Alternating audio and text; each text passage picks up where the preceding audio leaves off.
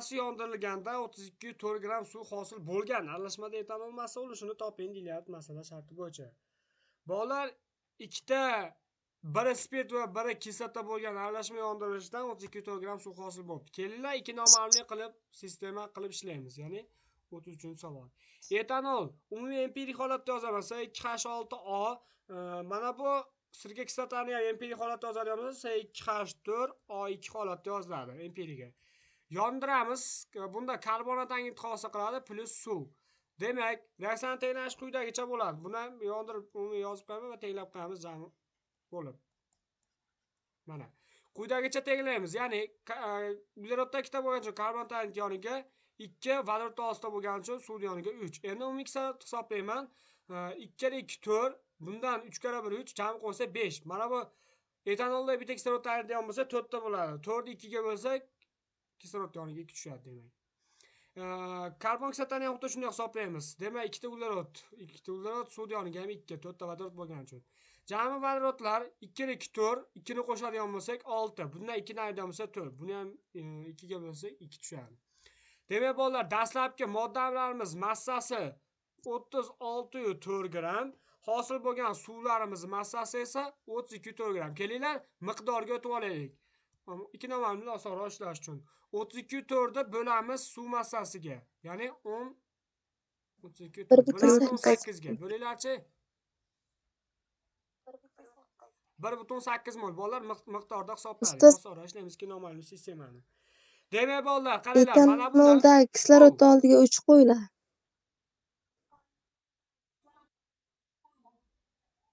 Yo'q. 2 kere 2 4, to'g'rimi? 4 ga 3 qo'ysa 7 ekan. Bolalar, uzr, men bu yerdan 5 hisoblabman, 2 ni nima qilib?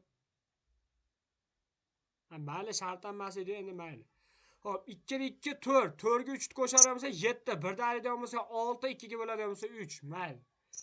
Bolalar, etanolimiz massasi 46, sirka kislotamizga 60. Kelar ikki noma'lumli qilaylik. Buni x mol, buni y mol olaylik.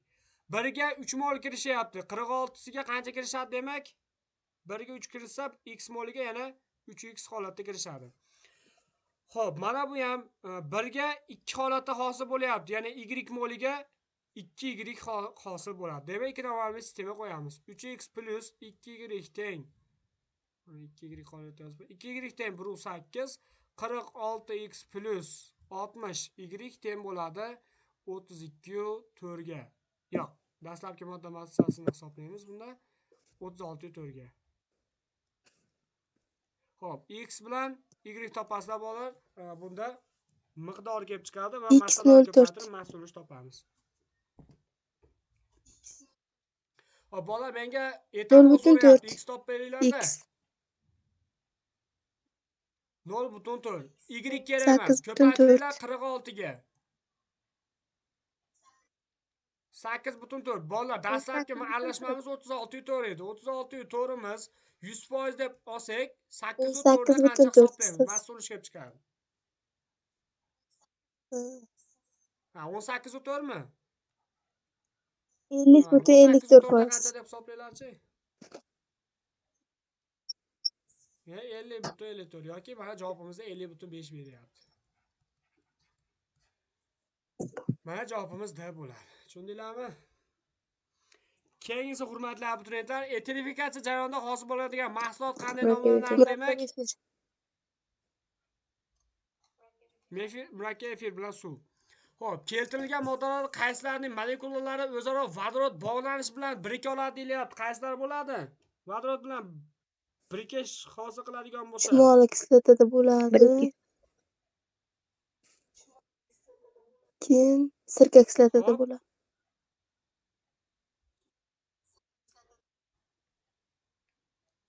Xo'p. Etil spirtida bo'ladimi vodorod birikish? Bo'ladi. OH gruppa bor-ku, OH gruppadagi H biror bir yana etil spirt bo'ladigan bo'lsa, kislorod bilan birikish mumkin OH gruppadagi. Etil spirtda bo'ladi, to'g'ri.